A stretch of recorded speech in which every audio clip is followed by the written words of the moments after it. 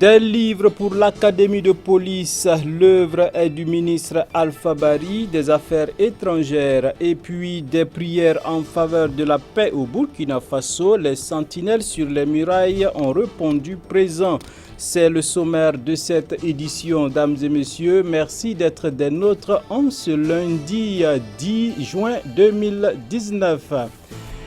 Eh bien, intercéder pour la nation, c'est l'engagement de ce mouvement. Les sentinelles sur les murailles, réunis dans la cuvette du CBC, ces hommes et femmes des églises évangéliques ont porté haut le Burkina Faso en prière afin que Dieu continue de déverser ses grâces et qu'il inspire ceux qui ont la destinée de ce pays. Odette Zouanguena pour le reportage.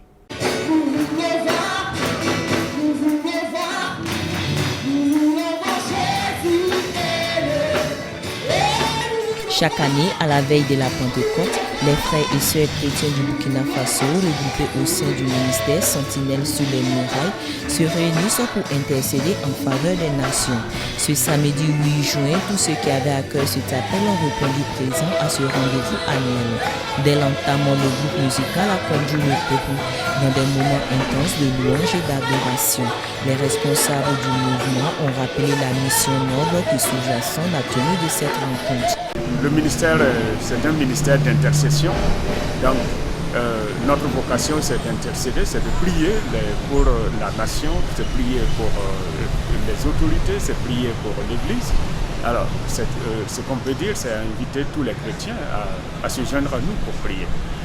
Que nous prions sans cesse comme le Seigneur le recommande dans sa parole. C'est essentiellement pour le salut des âmes dans les nations. Et nous avons été interpellés par l'Esprit de Dieu à nous impliquer dans la moisson des âmes par la prière, parce que la prière est fondamentale. Et toute œuvre de l'Église réussie repose sur la prière. L'évangélisation réussie repose sur la prière. Alors, le ministère des Sentinelles, notre mouvement, soutient l'Église dans son œuvre de moisson d'âme à travers la prière. Nous participons d'une manière à la grande commission qui dit d'aller et de faire de toutes les nations des disciples.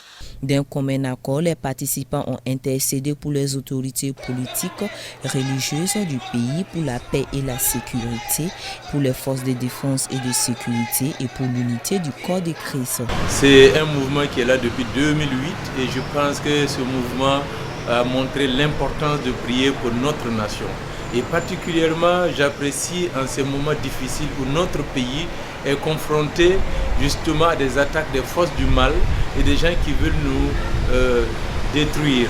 C'est pour cela que cette prière vers Dieu, je suis sûr qu'elle sera efficace et que notre nation va retrouver la paix. La prière est une arme efficace et pour vivre une vie chrétienne victorieuse, les chrétiens sont conviés à s'y adonner intensément. Face au terrorisme, les promoteurs du mouvement appellent l'ensemble des Burkinabés de façon générale, mais particulièrement les chrétiens, à pratiquer l'amour car c'est la seule arme efficace pour briser les rancunes, réconcilier le cœur afin de vivre en parfaite harmonie. Le 23 juillet dernier, suite aux doléances de ses filleuls, le ministre en charge des Affaires étrangères, Alpha Bari, promettait à ses filleuls donc d'équiper la bibliothèque de la police, de l'Académie de police de Ouagadougou. Ceci dans le but de renforcer les capacités des éléments formés. La promesse a pris forme ce lundi et Yannick Kaboré et Delphine Banissi étaient témoins et voici leur compte-rendu. Chose promise à chose due, le 23 juillet 2018, le ministre en charge des Affaires étrangères, Alpha Bari, parrainait la sortie de la deuxième promotion de l'Académie de police de Ouagadougou. À cet effet, il avait promis d'équiper les pensionnaires des lieux d'ouvrage. La promesse a pris forme ce lundi à travers un don d'une centaine d'ouvrages qui traitent des sujets d'enquête de police, la problématique du terrorisme, mais aussi de fiction. Ce don vise donc à appuyer les efforts faits par le gouvernement, les efforts qui sont faits personnellement par le ministre de la Sécurité, le ministre Ousseynou Kompaoré.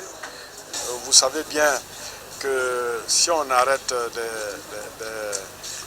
des terroristes, il faut que notre police s'adapte à cette nouvelle donne. Vous avez également l'enquête policière d'une manière générale, parce que le rôle de la police, c'est pour notre quotidien, nous tous. Ces livres sont d'une importance particulière pour cette école car source de savoir pour approfondir les connaissances des étudiants pour un rayonnement du Burkina Faso hors de nos frontières au plan sécuritaire, a laissé entendre le ministre en charge de la sécurité. Je crois qu'il faut d'abord commencer par remercier le ministre des Affaires étrangères et de la coopération, mon ami Alpha Bari, pour avoir fait ce geste. Je le disais tantôt, c'est un don de savoir. Ces livres sont une source de savoir. Donc, ces livres vont contribuer à améliorer le niveau de compréhension et de formation de nos policiers. De façon unanime, donateurs et bénéficiaires reconnaissent que c'est un don qui vient à point nommé et qui servira de renforcement de capacité pour la formation des troupes. Haïti, et nous sommes à l'international, est confronté à une crise politique. Ils étaient plusieurs milliers à battre le pavé pour demander la démission du président Jovenel Moïse. Suivez. Des scènes d'émeutes et des flammes. Haïti, confronté à une crise politique en surchauffe. Plusieurs milliers d'Haïtiens ont manifesté dimanche dans la capitale Port-au-Prince pour réclamer la démission du président Jovenel Moïse, accusé d'être au cœur d'un stratagème de détournement de fonds. La manifestation qui a fait un mort a été émaillée en fin de parcours de violentes échauffourées opposant de jeunes manifestants aux forces de l'ordre. 2 bâtiments ont été incendiés. La Cour des comptes a publié la semaine dernière un rapport accablant concernant l'utilisation du fonds Petro-Caribé, un programme de développement parrainé par le Venezuela qui se révèle être un nid à corruption. Où est passé l'argent de Petro-Caribé? Jovenel Moïse doit quitter le pays. Il nous assène des tirs de gaz lacrymogène. C'est une manifestation contre la corruption et l'impunité. Et la raison pour laquelle nous sommes là, c'est que les fonds de Petro-Caribé ont été dérobés par les personnes au pouvoir. Donc nous appelons à la démission du président pour qu'un procès se tienne. En février dernier, Haïti avait déjà connu une semaine de violentes manifestations contre le pouvoir. Elles avaient fait au moins 7 morts et entraîné la chute du gouvernement. Mais depuis, le processus politique tourne au ralenti. Pas de ministre en fonction ni de budget voté. Une fragilité institutionnelle qui aggrave la situation économique du pays, déjà confronté à une forte inflation et à une pauvreté grandissante. D'une crise à une autre, les Soudanais ont lancé la désobéissance civile paralysant tout le pays. Le tout, dire non au régime militaire.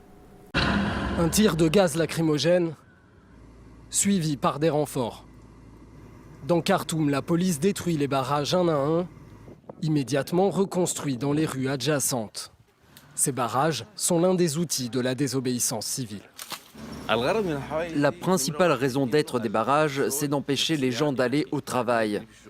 C'est un type de pression. L'autre outil de la désobéissance civile, c'est la grève générale. La plupart des magasins sont fermés et la plupart des bus sont à l'arrêt. Le peuple soudanais a un rôle fondamental dans la réussite de la désobéissance civile. Et je pense que pour cette première journée, il a réussi à 300%.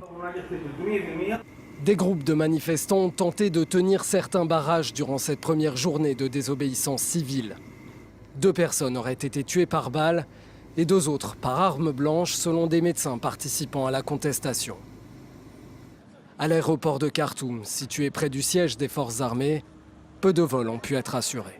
Dernier élément de ce journal, une lueur d'espoir au Gabon. Le président Ali Bongo, remis d'un AVC, s'est adressé aux Gabonais après 6 mois de silence. Il est capital pour notre nation d'en finir, une fois pour toutes, avec la corruption qui gangrène nos institutions. Il est capital d'en finir avec la mauvaise gestion, la mauvaise gouvernance, qui nous empêche d'avancer et nous interdisent de récolter les fruits des efforts colossaux et multiformes que l'État a consentis. Au Gabon, les politiciens songent d'abord à leurs intérêts égoïstes, à leur carrière comme à leur enrichissement personnel avant de faire le bien de la population. Dames et messieurs, c'est fini pour ce soir. Merci de nous avoir suivis. Toute l'équipe se joint à moi pour vous souhaiter une excellente soirée en compagnie des programmes de la télévision de la famille. Bonsoir chez vous. On se retrouve demain pour d'autres actualités.